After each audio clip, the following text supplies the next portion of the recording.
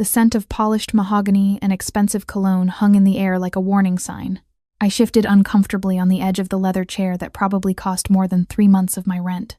The waiting room of Salvatore Industries was designed to intimidate. All hard edges, stark minimalism, and a silence so complete I could hear the rapid drumming of my own heartbeat. "Miss Carter." The receptionist's voice cut through the silence. "Mr. Salvatore will see you now." I smoothed down my only decent skirt, navy blue, slightly faded at the hem from too many washes, and gathered my folder of references. This interview was my last hope. 6 months of desperately searching for a job that would accommodate my schedule as a single mother to my 7-year-old daughter, Lily, had left me with dwindling savings and mounting bills. The position of executive assistant at Salvatore Industries promised a salary that could change everything for us. What the polished job description had not mentioned was that Salvatore Industries was a barely concealed front for one of the most powerful crime families in the city. Everyone knew it, but no one said it. At least not out loud. Not if they wanted to keep breathing. "This way, please."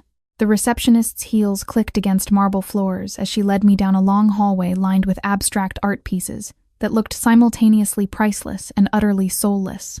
My throat tightened as we approached a set of imposing double doors at the end of the corridor. I had rehearsed my answers all night, memorized my resume, and researched the company's legitimate business ventures in real estate development, but nothing had prepared me for the visceral wave of fear that washed over me as those doors swung open. The office beyond was vast, larger than my entire apartment, with floor-to-ceiling windows offering a panoramic view of the city skyline.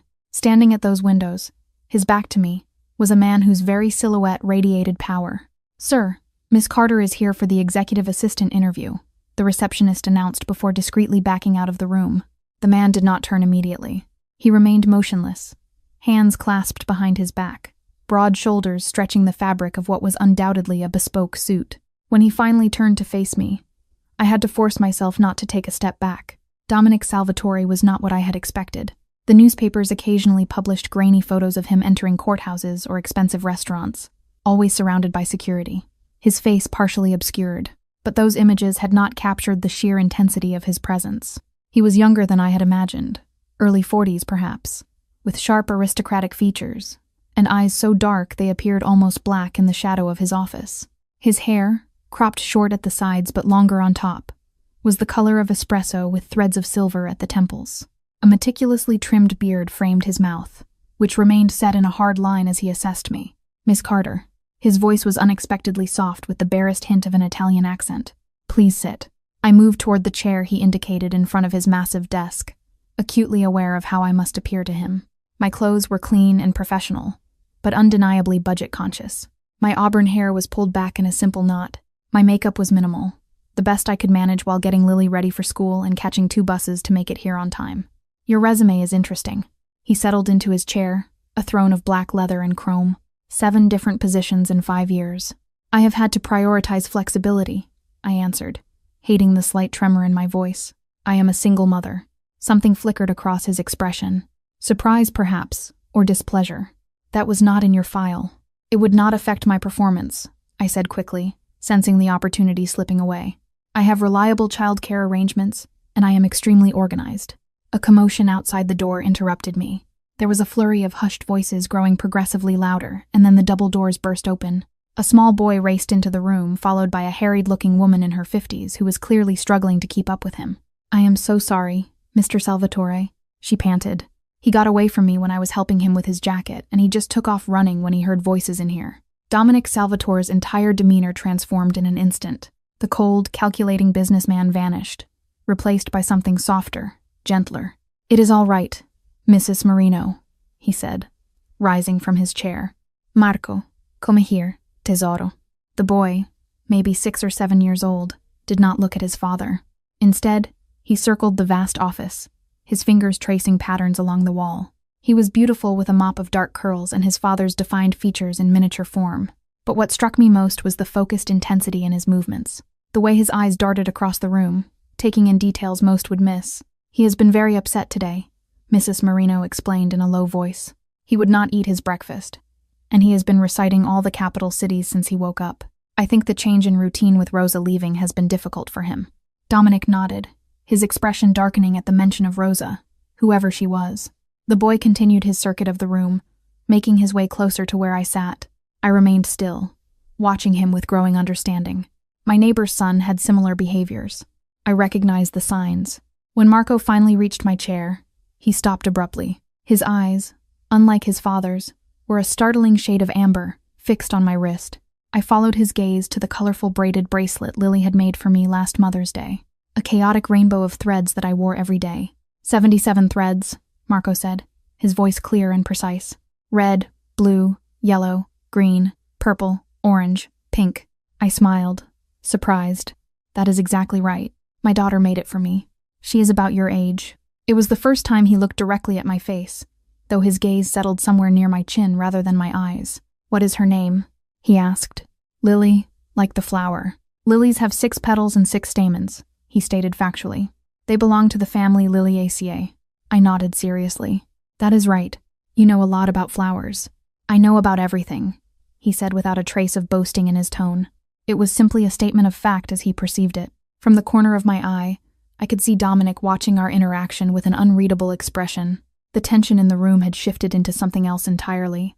A strange, expectant silence. Then Marco did something that changed everything. He reached out, not quite touching me, but close, and said with perfect clarity, "Will you be my mom?" The air seemed to vanish from the room.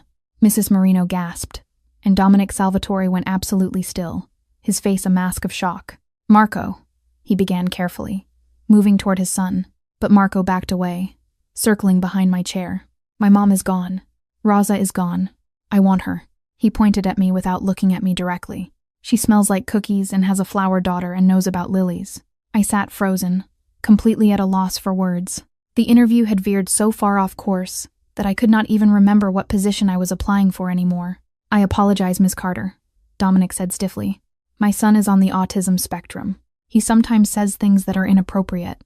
"It is not inappropriate," Marco insisted, his voice rising slightly. "It is logical. I need a mom. She is a mom. She can be my mom."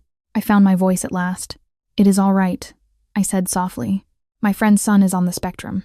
I understand." Something changed in Dominic's expression. Then a flash of surprise followed by careful assessment. "Mrs. Marino, please take Marco to the playroom," he said, his tone gentle but firm. "I will come see you shortly, champion." Marco did not protest, but as he followed Mrs. Marino to the door, he turned back and stated with absolute certainty, "She should stay." After they left, an uncomfortable silence descended. I gathered my folder, preparing for the inevitable dismissal. No one got hired after something like this. "I should go," I began. "No." The word was sharp, commanding. Dominic returned to his desk, but remained standing, studying me with new interest. "You said you understand my son's condition." It was not a question, but I nodded anyway. "My neighbor's son was diagnosed 3 years ago. I have helped her research therapies in schools. I am not an expert, but I have learned a lot." He picked up my resume, scanning it with fresh eyes. "You worked at Bright Horizons Childcare?" "Yes. While completing my business degree, I specialized in working with children with special needs."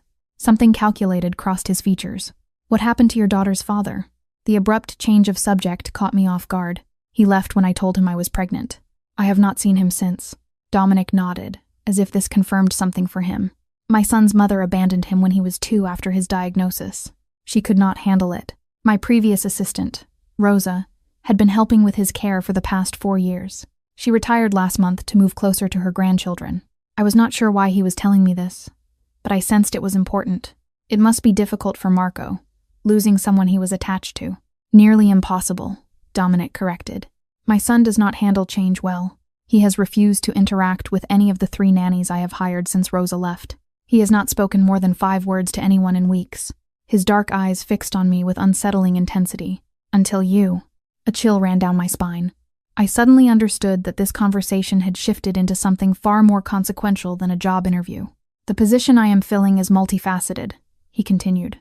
"Executive assistant, yes, but also someone who can help create stability for Marco when I am handling business matters. Someone he responds to." "Mr. Salvatore," I began carefully, "I came here applying for an office position. I am not sure that I am." "Double the salary listed in the advertisement," he interrupted smoothly. "Full benefits, a car and driver at your disposal, and accommodations for your daughter, of course. Private school, tutors if needed." My mouth went dry. The figure he named would solve every financial problem I had since Lily was born. It would mean security, opportunity, and the end of constant struggle. Why? I managed to ask. You do not know me. A ghost of a smile touched his lips, though it did not reach his eyes. I know that my son just spoke more to you in 5 minutes than he has to anyone in a month. I know that you recognized his condition without judgment, and I know desperation when I see it, Miss Carter. His gaze flicked meaningfully to my worn shoes. We both have something the other needs. The warning bells in my head were deafening now. This was not just a job offer. It was something deeper, more binding. I thought about the rumors surrounding Salvatore Industries, about the men in dark suits who always flanked Dominic in newspaper photos, and about what accepting this offer might really mean. I would need time to think about it, I said finally. He inclined his head slightly.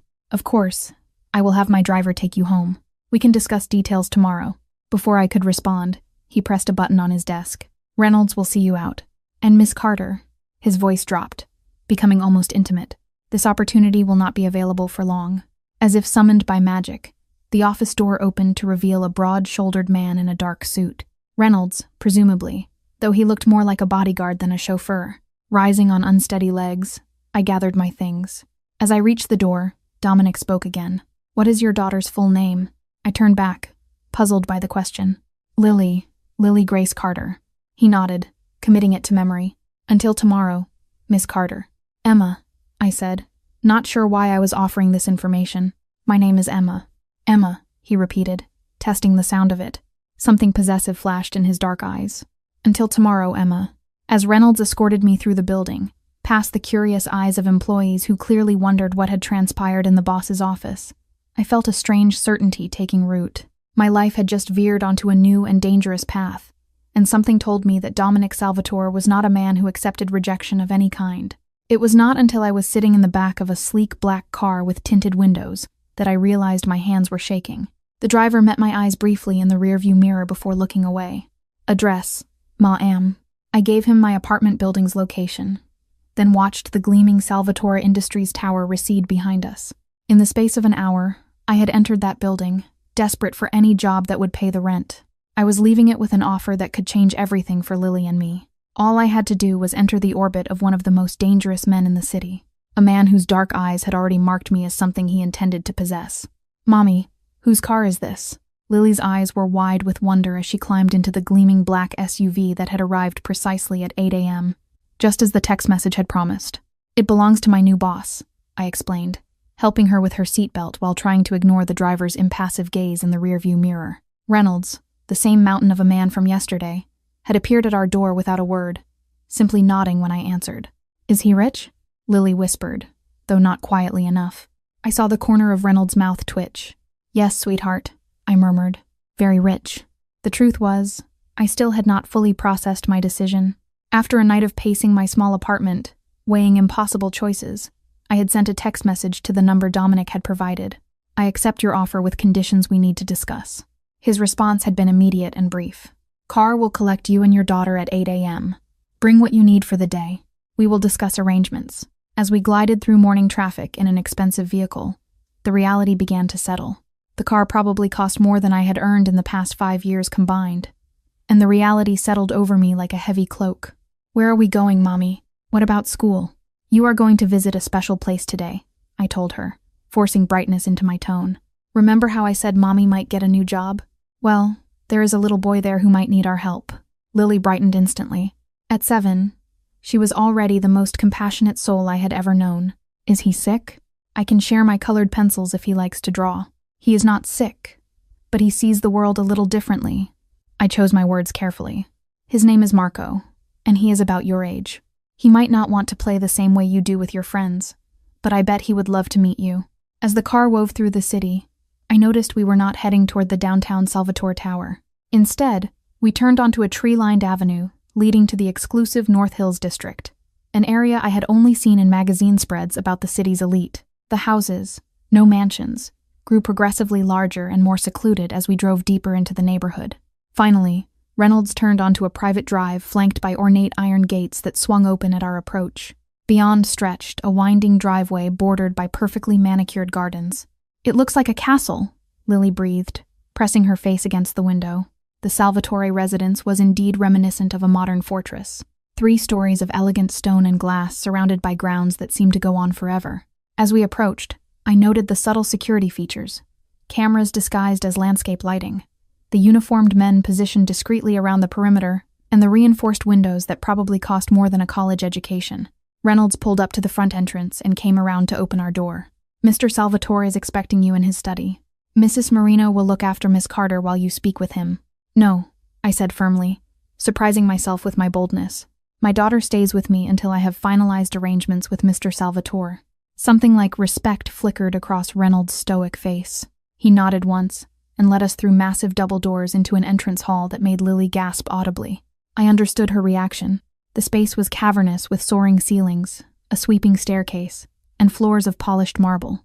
Art pieces that belonged in museums adorned the walls, and a chandelier that must have cost a fortune cast prismatic light across everything. "This way," Reynolds directed, leading us down a corridor lined with what appeared to be original paintings. We paused outside a heavy wooden door where Reynolds knocked twice before opening it without waiting for a response. Dominic Salvatore stood as we entered, his imposing frame silhouetted against the morning light streaming through tall windows. Today, he wore a charcoal suit that emphasized the breadth of his shoulders, a crisp white shirt open at the collar. He looked like power personified, and entirely out of place in a home with a child. His dark gaze swept over me briefly, before settling on Lily, who instinctively moved closer to my side. "You must be Lily," he said, his voice gentler than I remembered. "Marco has been very excited since I told him you were coming." Lily looked up at me for reassurance. I nodded encouragingly, and she stepped forward with the natural confidence of children. "Do you really live here? It is like a museum." A smile, the first genuine one I had seen from him, briefly transformed Dominic's severe features. "Sometimes it feels that way," he agreed. "Would you like to see the garden? There is a fountain with fish you can feed." Lily's eyes lit up, but she looked back at me questioningly. "Mrs. Marino can show you," Dominic continued, pressing a button on his desk. "While your mother and I talk about grown-up things." Within moments, an older woman appeared, the same one who had chased after Marco yesterday. She smiled warmly at Lily. "Just the garden, please," I said firmly. "I would like her to stay close." Dominic observed this exchange with that same calculating look from yesterday.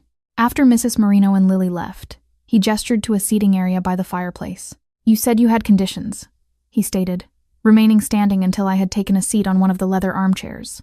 I straightened my spine, determined not to be intimidated. "Before we discuss those, I need absolute clarity about what this position entails, Mr. Salvatore." "Dominic," he corrected, settling into the chair opposite mine. "If we are to share living space, formalities seem unnecessary." "Share living space?" I repeated, my voice sharpening. That was not part of the offer. His expression remained impassive. "Marco needs consistency. The previous arrangement with Rosa involved her living in the East Wing during the week. Your quarters would be considerably more spacious.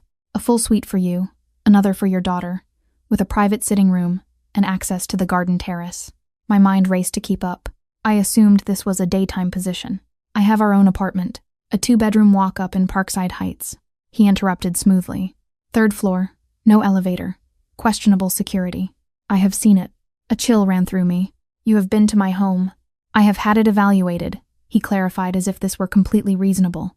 "Along with your financial situation, your daughter's school records, and your former employers. I am thorough, Emma, especially when it concerns my son's well-being." The casual invasion of privacy should have angered me, but I was not naive enough to be surprised. This was a man accustomed to complete control. "Then you know I have nothing to hide," I replied evenly. "But living here, that changes the nature of the position considerably."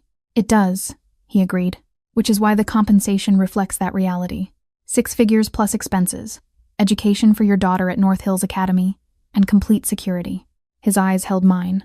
No more struggling to make rent, no more choosing between paying bills and buying new shoes for Lily. The accuracy of his assessment stung. Last month, I had indeed postponed paying the electric bill to buy Lily new sneakers when her old ones had fallen apart. What exactly would my role be? I asked, forcing myself to focus on practicalities.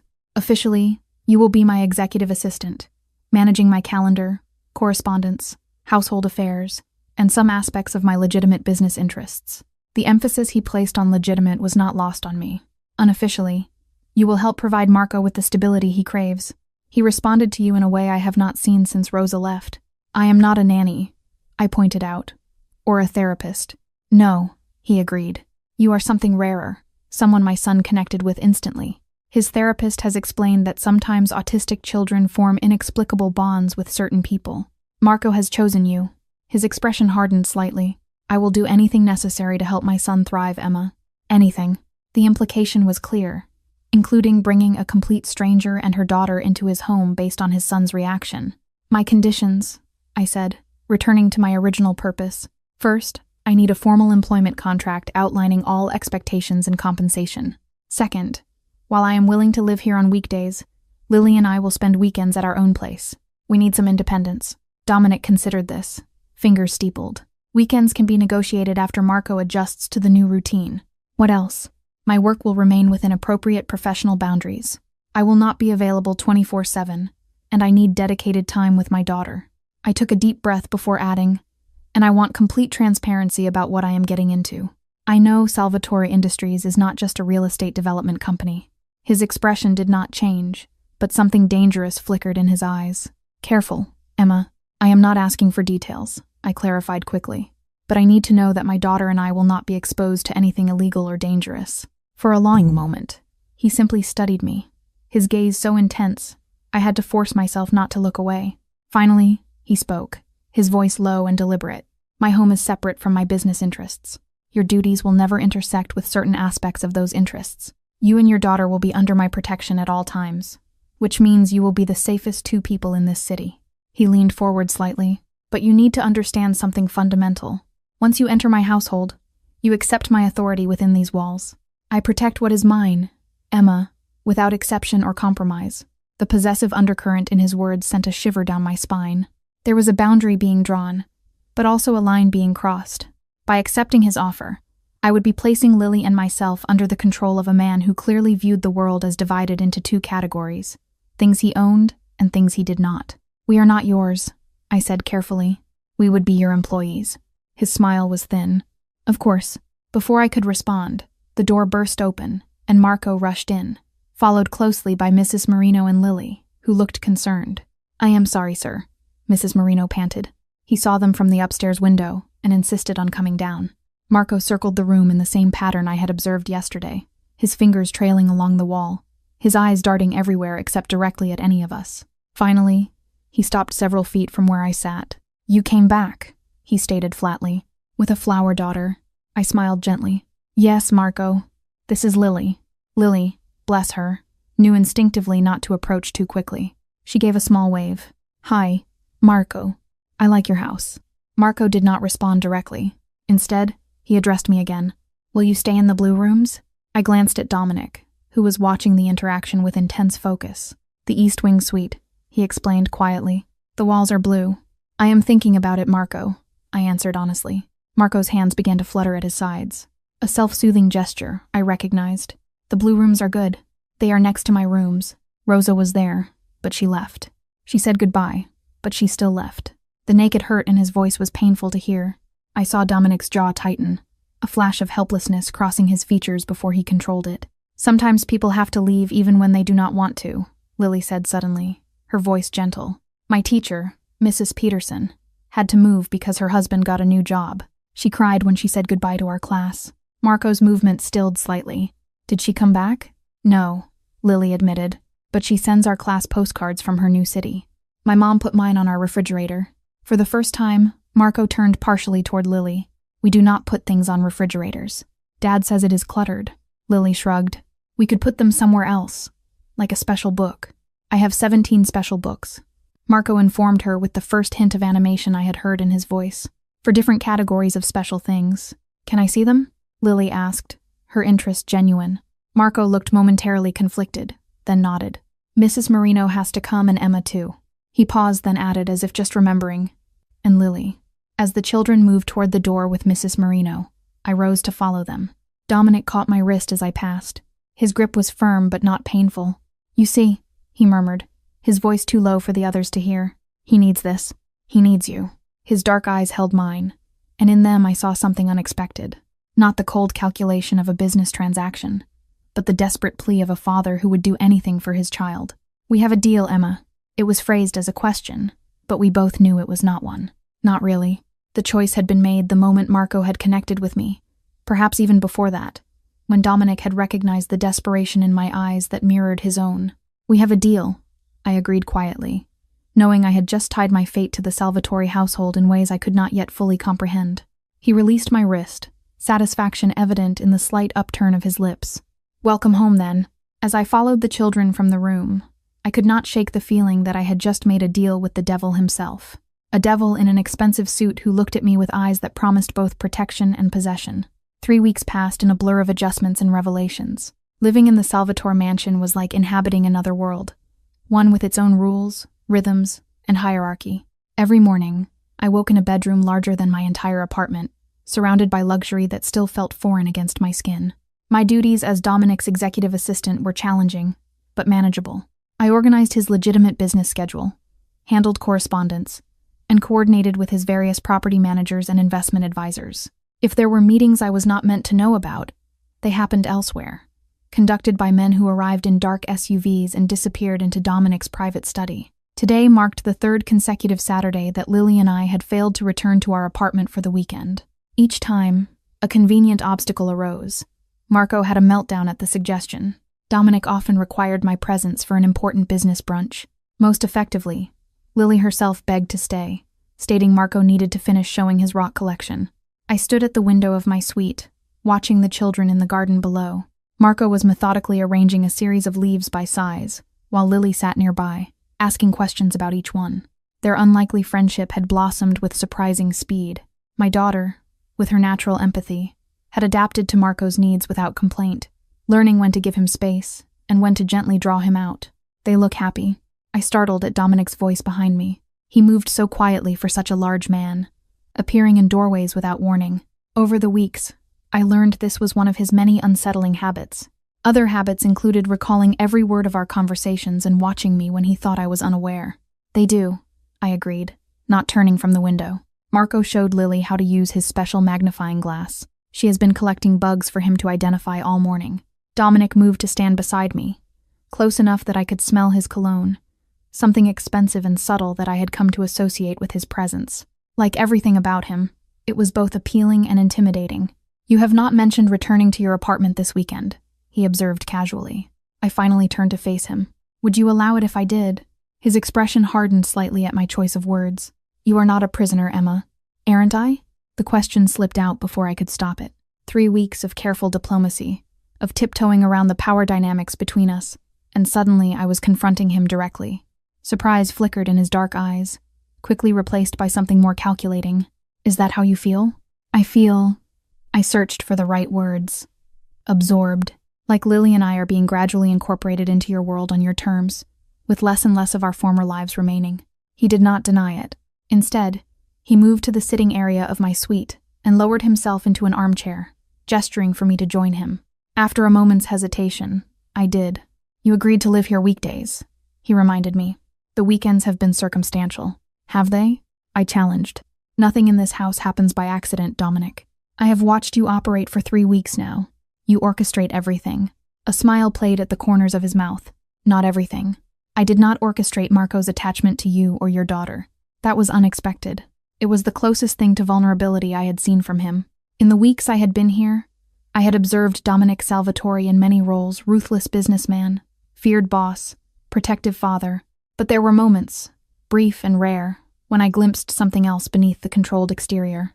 A man haunted by his inability to give his son what he needed most. "He is making remarkable progress," I said, softening my tone.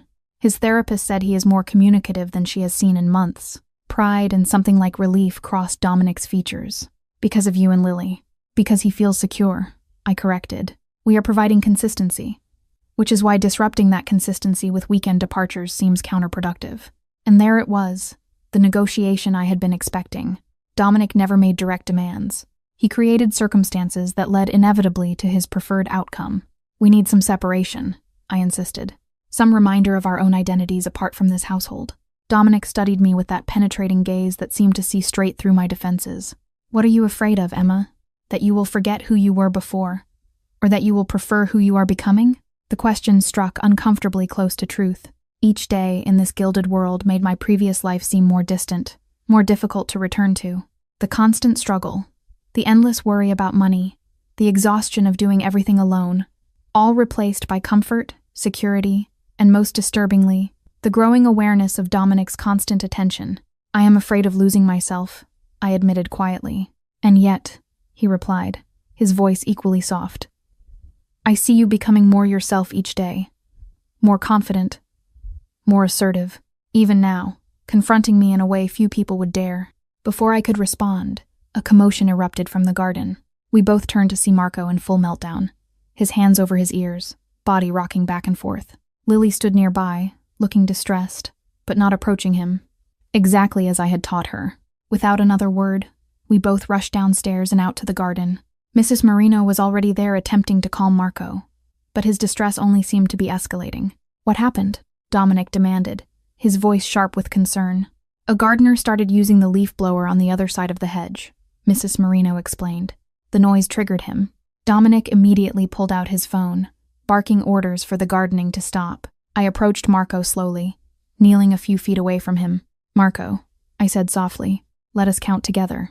1, 2, 3. He continued rocking, but his frantic movement slowed slightly at the sound of my voice. 4, 5, 6. I continued steadily. 7, 8, 9. He joined in. His voice strained but present. By the time we reached 30, his breathing had calmed. By 50, his hands had come down from his ears. By 75, he was sitting still, though his eyes remained fixed on the ground. I do not like the leaf blower, he said finally. It is 92 decibels. Too loud. Makes my head hurt. I know, I soothed. It has stopped now. Your dad made it stop. Marco glanced briefly at Dominic, who stood watching us with an unreadable expression. Dad makes everything stop when it is bad. There was something in the simple statement that squeezed my heart. For all his faults, Dominic's devotion to his son was absolute. I had seen it repeatedly over the past weeks. How he rearranged multi-million-dollar business deals to attend Marco's therapy sessions. How he had memorized every detail of Marco's condition. How his voice changed to infinite gentleness when his son was distressed. Would you like to go inside now? I asked Marco.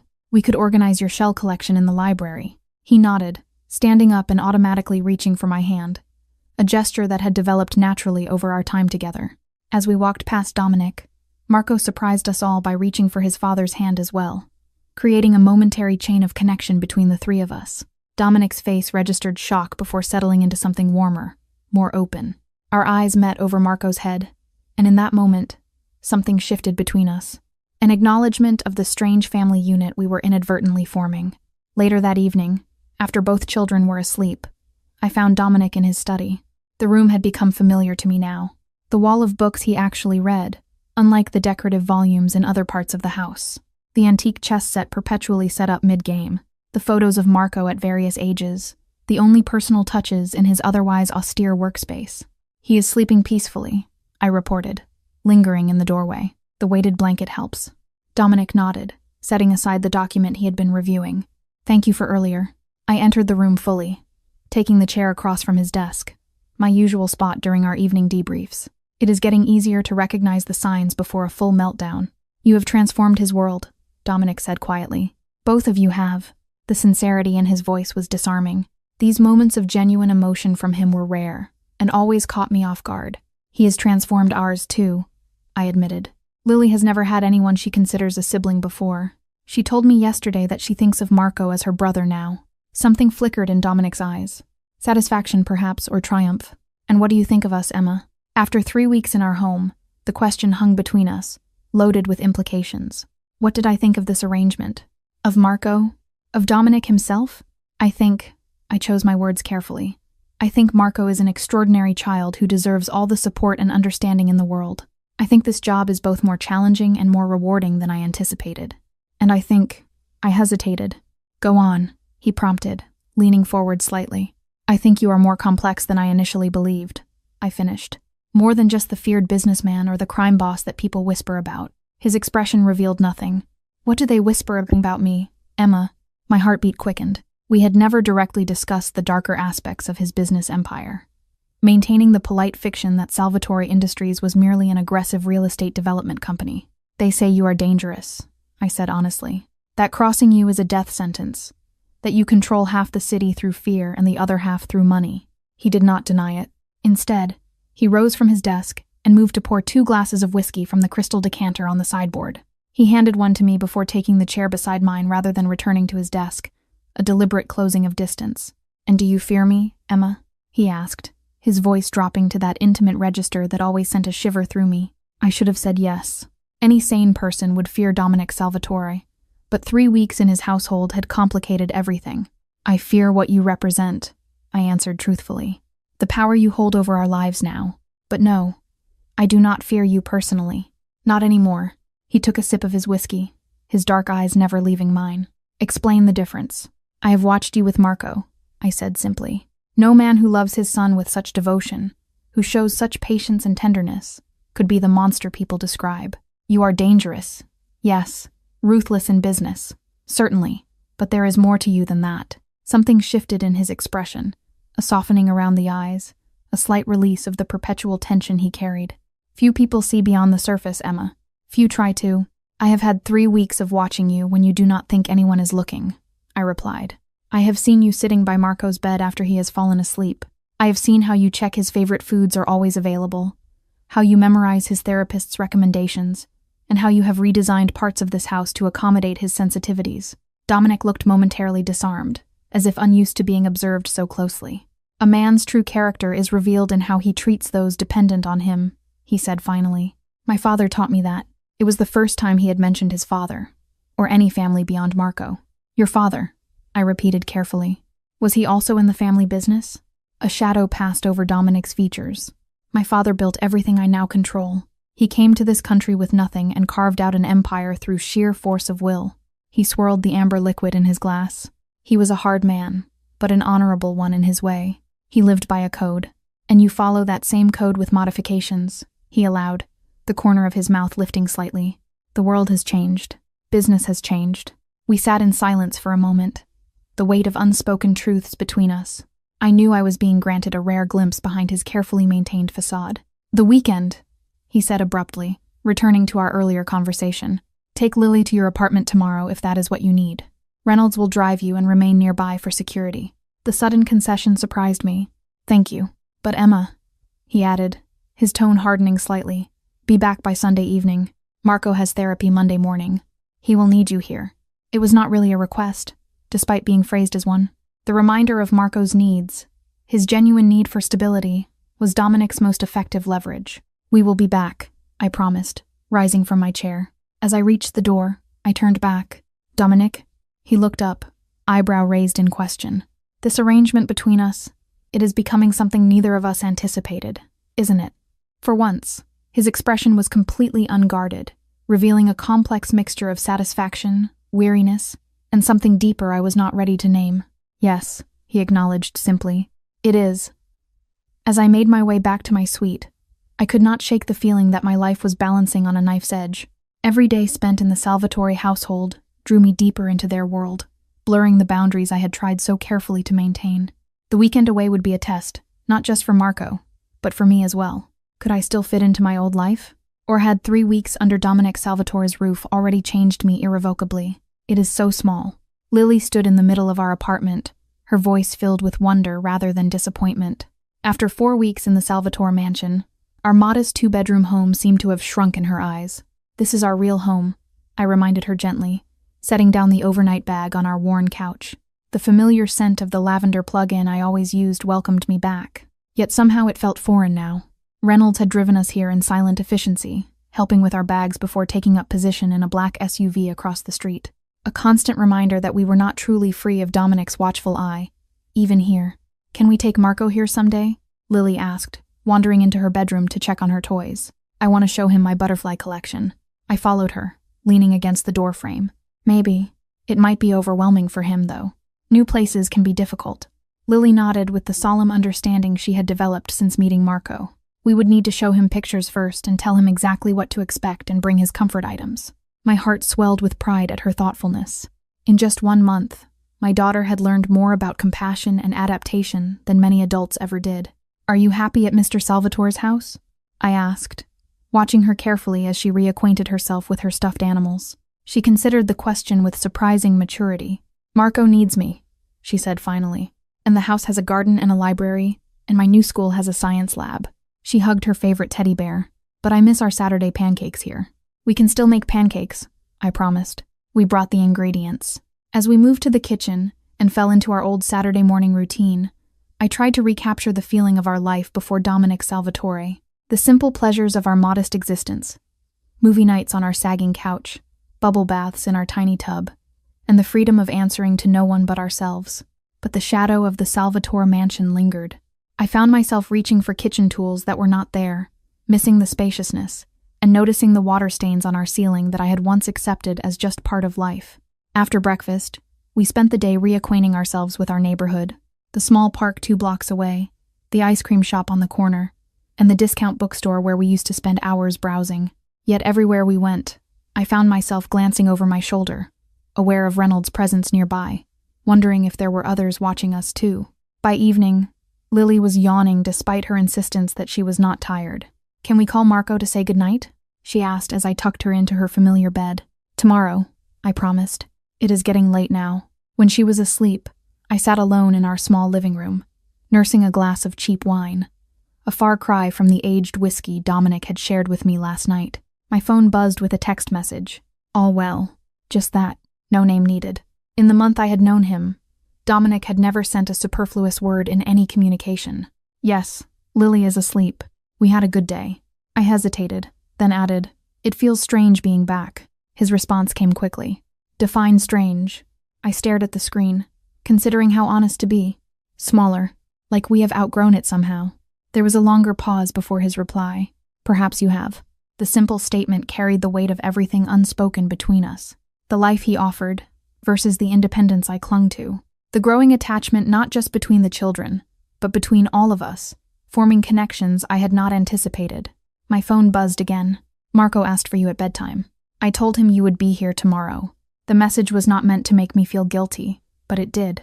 I pictured Marco in his carefully designed bedroom, surrounded by his collections, missing the routine we had established. "We will be there," I replied. "I know," came his immediate response. Nothing more needed to be said. I set my phone aside and moved to the window, peering through the blinds at the street below. Reynolds' SUV remained in position, a dark sentinel against the night. For the first time, I wondered if his presence was less about monitoring us and more about protection. The thought should have been comforting. But instead, it raised questions I had been avoiding.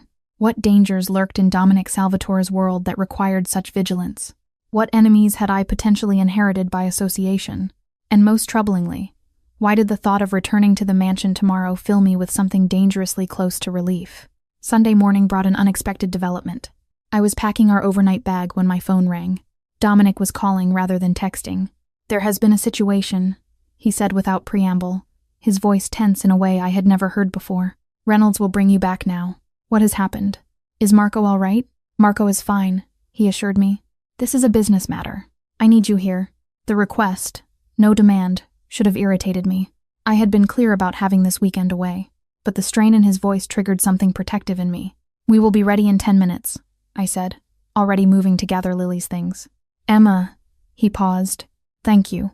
The simple gratitude was so unexpected from him that it stopped me in my tracks. In the month I had known Dominic Salvatore, he had commanded, negotiated, and maneuvered, but never thanked.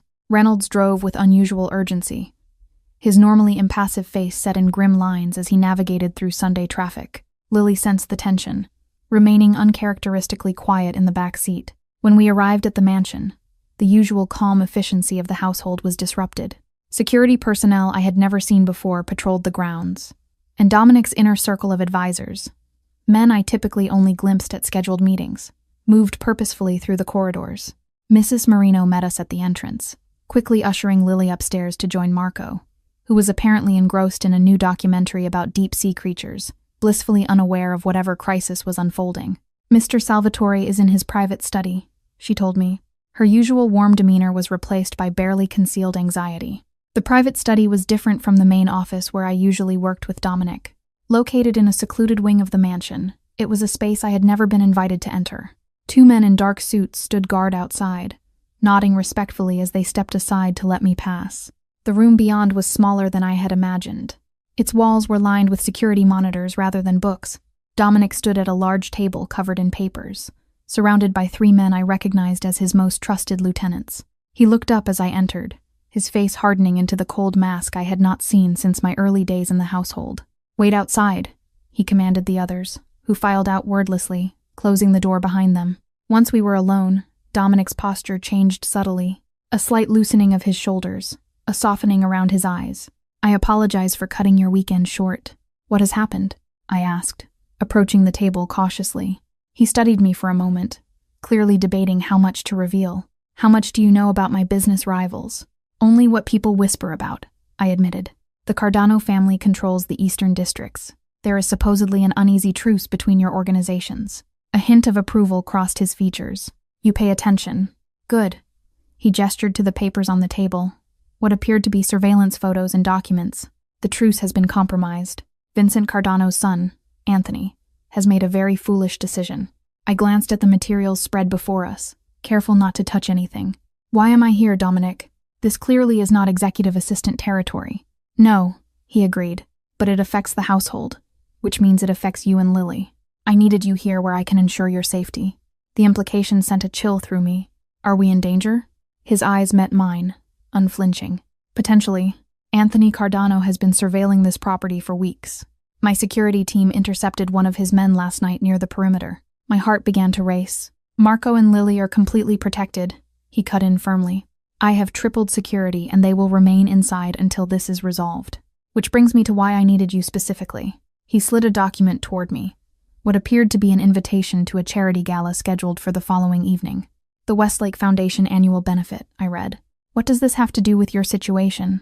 "Vincent Cardano will be there," Dominic explained. "As will I. It is neutral territory, a public event with too many influential witnesses for any overt conflict. It represents an opportunity to address this situation diplomatically." I looked up from the invitation.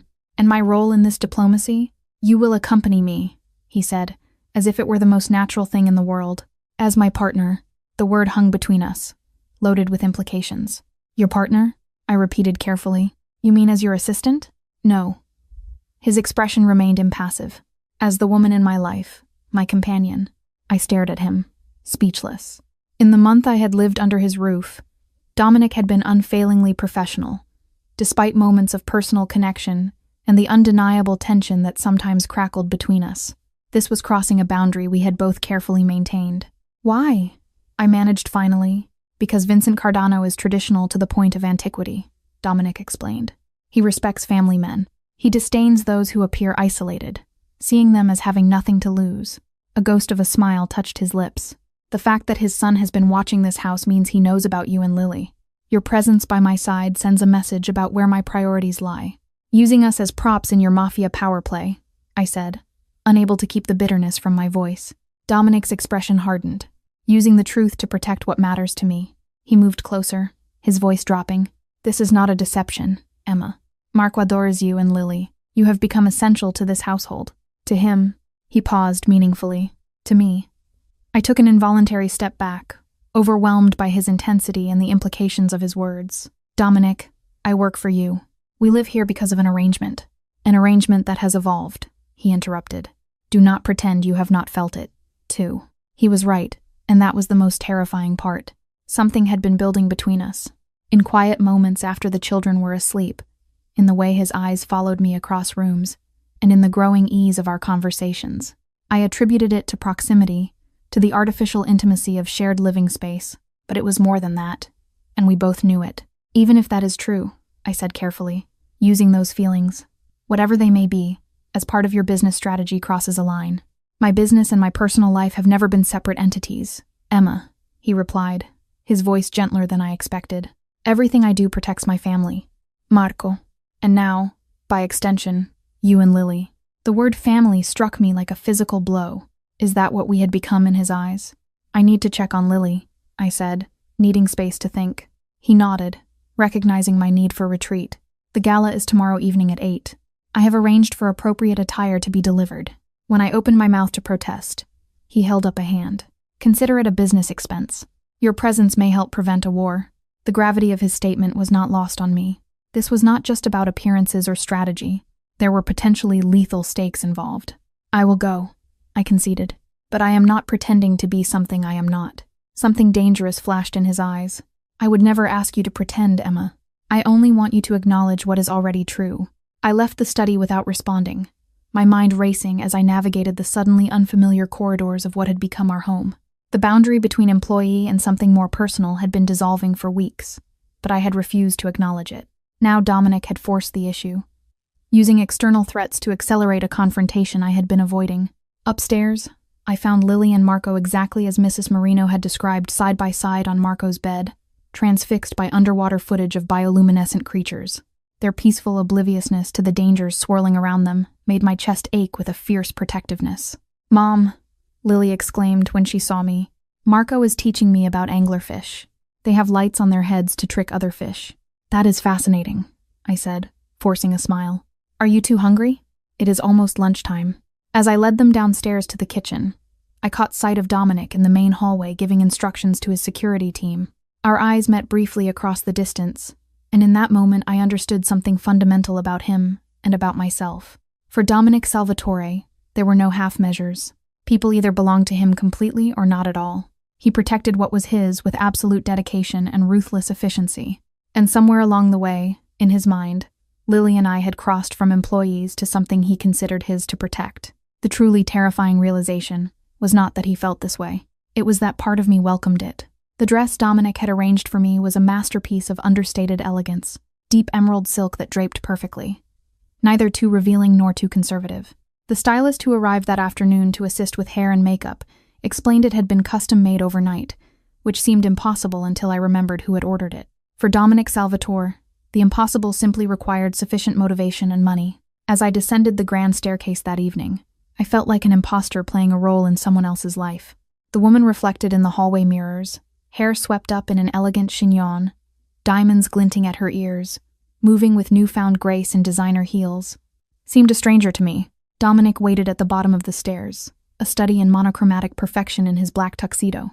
His expression as he watched me approach was nothing short of possessive, dark eyes tracking every movement with an intensity that made my pulse quicken. "You look beautiful," he said simply when I reached him. "Thank you," I replied, accepting the compliment without deflection. Tonight was not about maintaining professional distance. Tonight was about survival and strategy. Before we left, we went to say goodnight to the children. Marco and Lily were in the media room with Mrs. Marino engaged in what had become their evening ritual of documentary watching.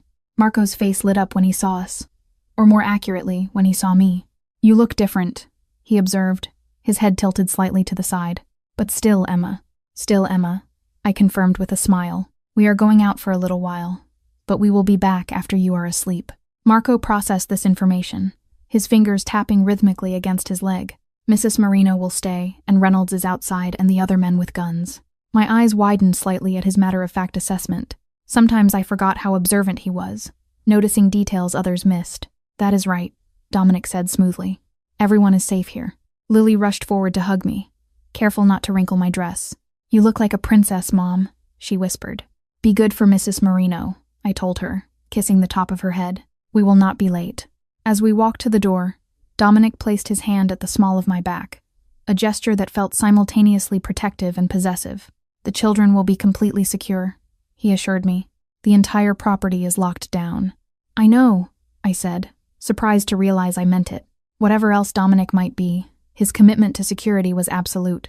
The car waiting for us was not the usual SUV, but a sleek armored limousine. Reynolds held the door as we slid into the leather interior. "Vincent Cardano will arrive with his wife and daughter," Dominic explained as we pulled away from the mansion. "Anthony will not be there. Too volatile for a public event. I have arranged for our tables to be adjacent." "And what exactly am I supposed to do?" I asked, still unclear on my role beyond ornamental accompaniment. Dominic's hand came to rest on mine, his thumb tracing small circles against my skin. "Be yourself. Intelligent, observant, the devoted caretaker of my son." His eyes held mine, the woman who has captured my complete attention. The intensity in his gaze made me look away first. "I am not sure I know how to play that role convincingly." "It is not a role, Emma." His voice dropped to that intimate register that always affected me so deeply. "It is the truth. You have become essential to my household, to my life." Before I could formulate a response, the privacy screen lowered slightly. "Sir," Reynolds called from the front, "we are being followed. 2 vehicles, maintaining distance." Dominic's expression hardened instantly as he reached inside his jacket. With horror, I realized he was checking a concealed weapon. "Stay on the planned route," he commanded. "Our guards at the perimeter are in position," Reynolds confirmed. I stared at Dominic, my heart racing. "You expected this?" "I anticipated all possibilities," he corrected, his free hand seeking mine again. "Do not worry. This is merely Anthony making his presence known. He will not risk moving against us tonight, not with his father at the event." The casual way he discussed potential violence should have terrified me. Instead, I found myself drawing strength from his absolute confidence, from the methodical way he managed threats. "When did this become my life?" I murmured half to myself. Dominic's expression softened marginally. "The moment Marco chose you. Some connections are inevitable, Emma. Destined." The Westlake Foundation Gala was being held at the city's most prestigious hotel, its ballroom transformed into a glittering showcase of wealth and influence. As we entered, heads turned, not with the obvious curiosity of gossip, but with the careful assessment of people who understood power dynamics. Dominic moved through the crowd with practiced ease, his hand never leaving the small of my back, introducing me to business associates, politicians, and judges with the simple phrase, "This is Emma Carter." No explanation of my role or title, a deliberate ambiguity that everyone seemed to interpret as significant. I was acutely aware that this public appearance marked a transition. Tomorrow my name would be linked with Dominic Salvatore in the society pages and private conversations. Any pretense that I was merely his son's caretaker or business assistant would be gone. "Vincent Cardano has arrived," Dominic murmured close to my ear, nodding toward the entrance where an elderly man with silver hair was escorting an elegant woman in her 60s. "He looks less intimidating than I expected," I observed quietly. "Most dangerous men do," Dominic replied. "Remember that Vincent's traditional appearance masks a man who once eliminated an entire rival family in a single night." A chill ran through me at the casual reference to mass murder. It was a stark reminder of the world I had entered. A world where such actions were business decisions rather than atrocities. "Shall we greet our neighbors?" Dominic suggested, guiding me toward the Cardano's table. Vincent Cardano looked up as we approached, his weathered face revealing nothing as he rose to his feet. "Dominic," he acknowledged with a slight nod. "Vincent," Dominic replied with equal formality. "Allow me to introduce Emma Carter." The older man's sharp eyes assessed me thoroughly. "Miss Carter." He gestured to the woman beside him. "My wife, Sophia." Sophia Cardano nodded regally, her expression revealing nothing of her thoughts. "A pleasure to meet you both," I said, summoning every ounce of poise I possessed. "Please join us for a moment," Vincent invited, gesturing to the empty chairs at their table. As we sat, I felt the weight of unspoken tensions between the men. This was not a social exchange, but a carefully choreographed diplomatic meeting between powers. "Your son has been busy lately," Dominic observed. His tone was conversational, though his eyes remained hard. Vincent's expression tightened almost imperceptibly. "Young men often act impulsively without proper consideration. Impulsive actions can have permanent consequences," Dominic replied mildly. A heavy silence fell over the table. I glanced at Sophia Cardano, finding her watching me with surprising intensity. "How old is your daughter, Miss Carter?" she asked suddenly. The question caught me off guard. "Lily is 7. Sophia nodded thoughtfully. "Children change everything, do they not? Suddenly, the future extends beyond our own lifetimes." Her words carried weight beyond their surface meaning, a philosophical observation wrapped in what felt like a message. "They deserve a peaceful world to grow up in," I replied carefully. Vincent Cardano's gaze shifted to me with new interest. "Indeed they do, Miss Carter. A world of order and respect rather than chaos." "I could not agree more," Dominic interjected smoothly, his hand finding mine under the table and squeezing gently. Approval. The conversation continued for several minutes, seemingly innocuous discussions of the charity's work, the unseasonably warm weather, and the quality of the champagne. Yet beneath every exchange lay coded messages about territories, respect, and consequences. As we rose to return to our table, Vincent addressed Dominic directly. "I believe we understand each other." "I believe we do," Dominic confirmed. "I trust our understanding will be communicated effectively." Vincent's weathered face revealed a flicker of something. Resignation, perhaps. "Family is everything, Dominic. We agree on that at least." As we walked away, Dominic's posture relaxed incrementally. "That went well," he murmured. "Did it?" I asked, confused by the cryptic exchange. I could barely follow what was really being said. His lips curved in a slight smile.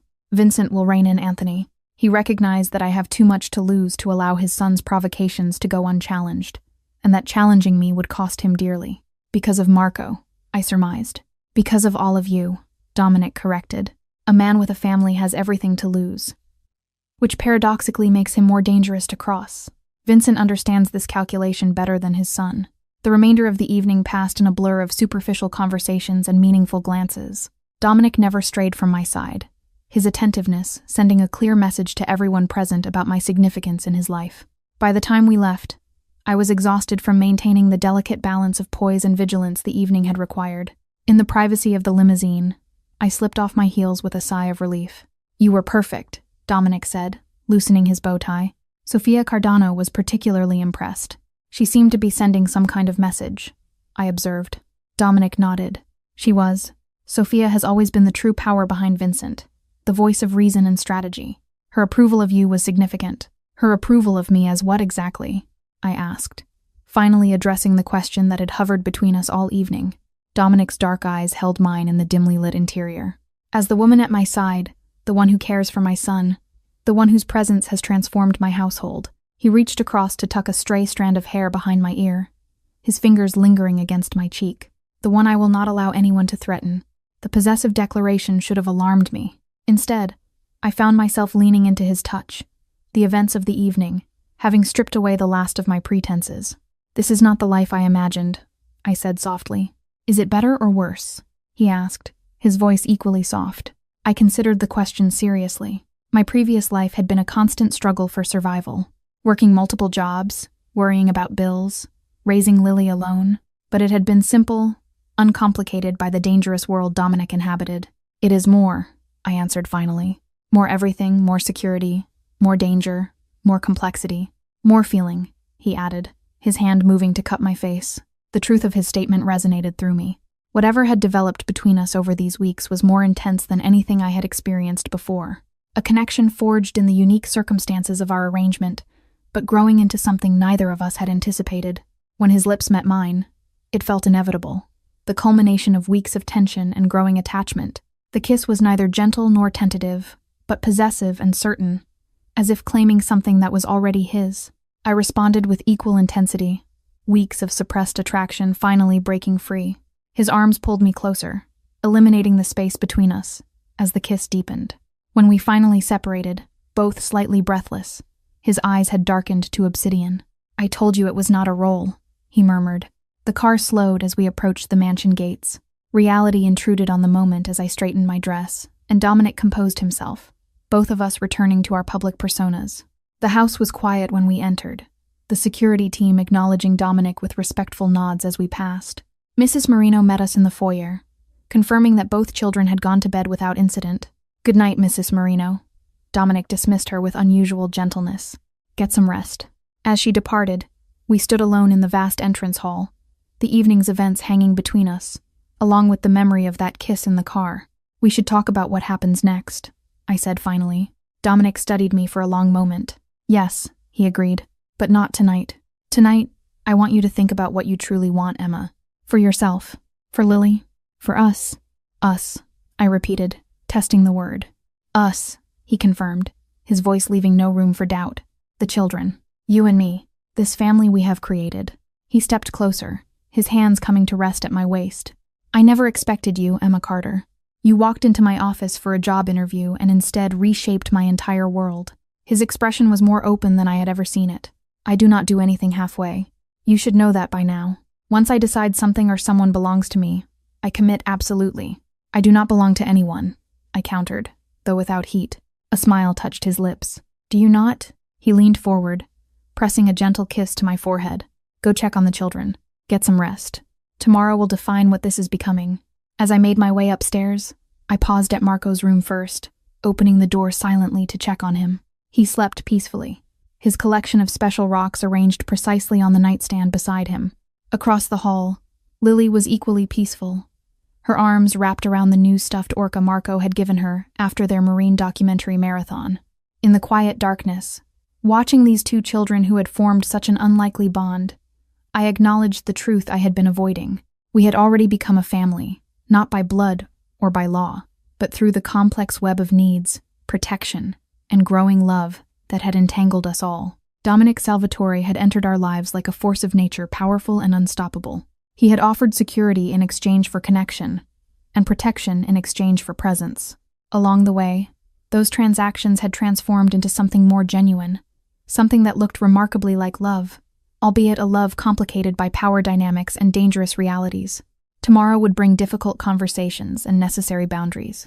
There would be terms to negotiate and expectations to manage. Dominic's world would always contain elements of danger and darkness that would require careful navigation. Tonight, in the peaceful quiet of the sleeping household, I allowed myself to imagine a future. Lily and Marco grew up as siblings, and the tentative connection between Dominic and me developed into something lasting. The security and stability he offered became the foundation for something genuine and deep. It was not the life I had planned, but as I closed my eyes, I realized it was the one I wanted.